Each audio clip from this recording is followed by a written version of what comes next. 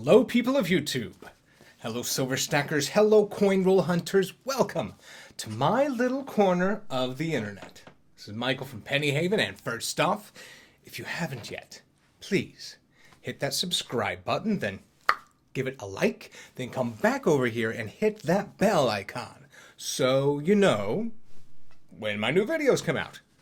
Also, hit that join button down below. It's not just there for show. Believe it or not, if you hit that join button, you will be given the opportunity to join my channel as a member and supporter.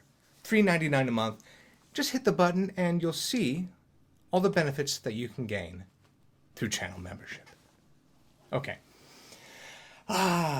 This is one of those times when I've already done this intro. I've already done the intro for this video, and then I look down and I immediately see I did not have the preamp powered on.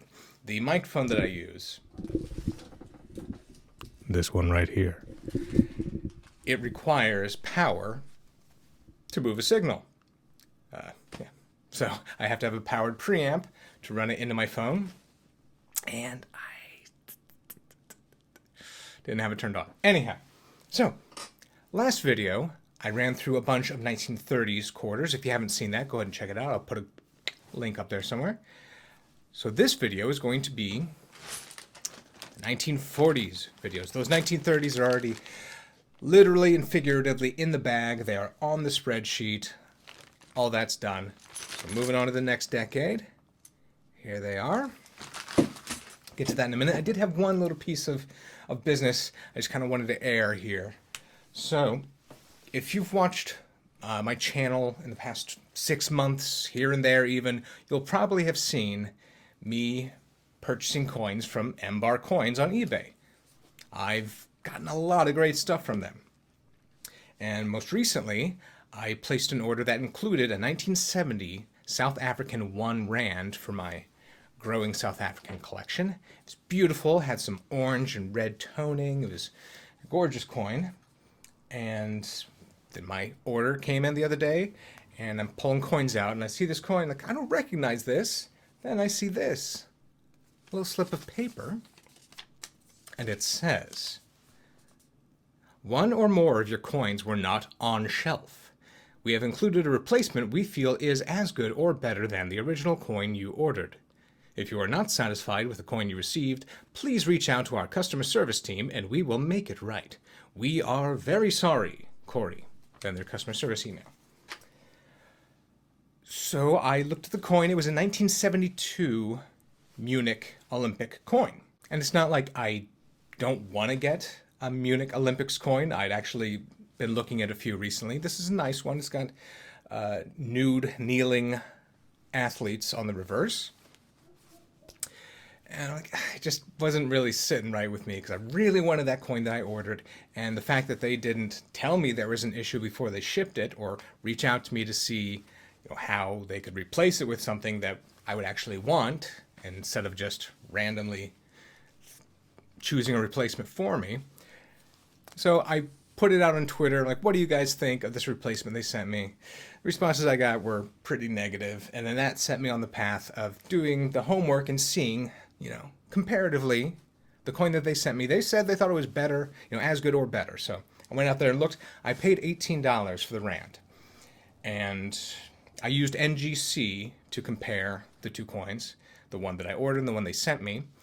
The one I ordered, I believe the melt value was around $12, and if you're to go up to MS60, it was worth about $25.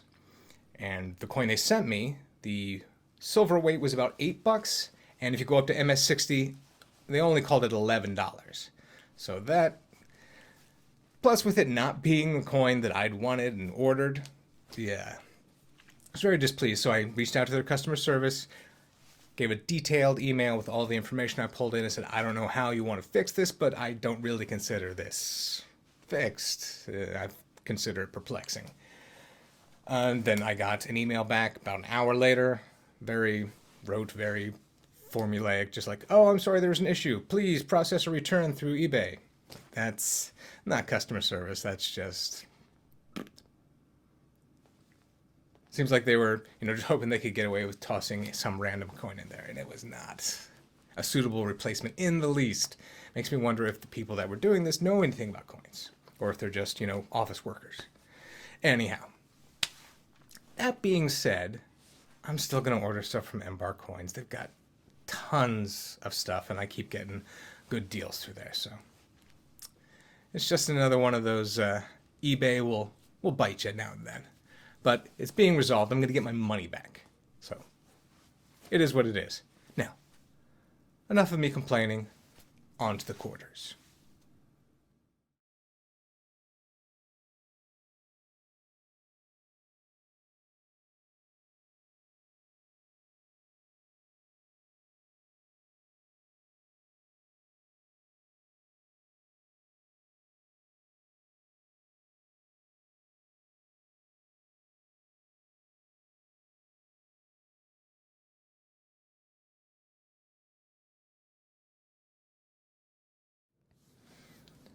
Okay, so that's the 1940s all sorted. We didn't have any 1940.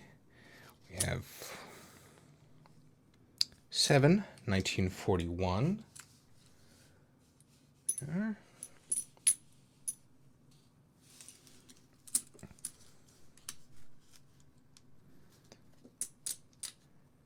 And then 1942, we have 5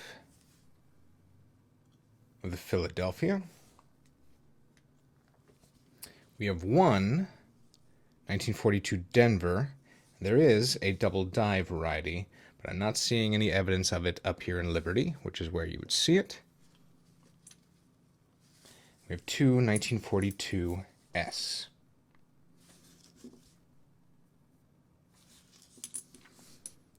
Then we have a big stack, 1943.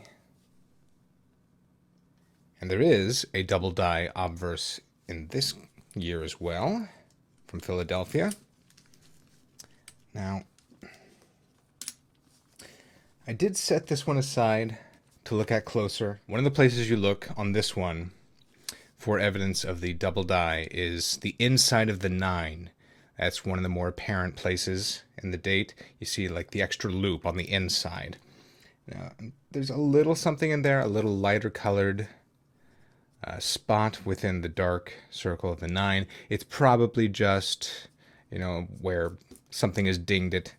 But I am going to set this aside and look at it more closely underneath the microscope, just to make sure. It's the only one that looked like it could have had any evidence of a double die. So that's going to stay on top. I'm going to take a closer look at that later.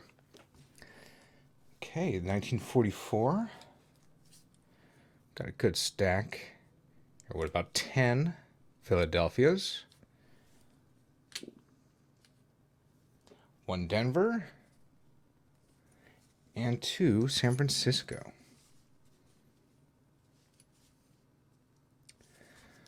So these are all pretty much so far hovering around a good grade. This is basically at this point junk silver, so I am looking for things that'll set them apart. Of course, like a double die or different varieties, things like that. But all else, these are, silver quarters. 4 1945s, 2 1945 San Francisco, 6 1946. Interesting coloring on that one. And then no 1947. We've got 1 1948 Philadelphia and 1 1948 Denver. No 1949s, unfortunately. There were 3 1950s quarters in there, so I'm pretty sure there were 3 40s in the 30s bag, so we're just going to go ahead and pay that forward again. So we'll see these in the next video. Alright, so now comes the off-camera work where I enter all of these into the spreadsheet, and I'm basically just looking at the value by the silver weight right now. I mean, if I will have it all in the spreadsheet if I want to go back and do more research If there's some particularly low mintage ones, then I can up an estimate. But I'm just basically getting the silver weight value for all of these at this point and getting them into a spreadsheet. Okay, so that's what I'm going to be doing with the rest of my evening. I hope you've had a wonderful evening. And hey, if I get this out tomorrow, Friday, which I'm hoping to, I'm having a sale over my eBay store all weekend. I've got a lot of new tokens and medals and things up, so I wanted to kind of bring some eyes on those, see if there's anything any of you are interested in. But I'm also going to be adding some coins to the ones that are already there this weekend. So go and check that out. Link is always going to be down below in the description of this video. And if you just search on eBay, my store's name is Penny Haven. All right, time to get out of here. Thank you to my channel members. Thank you to my Patreon supporters. This is Michael from Penny Haven. Happy hunting.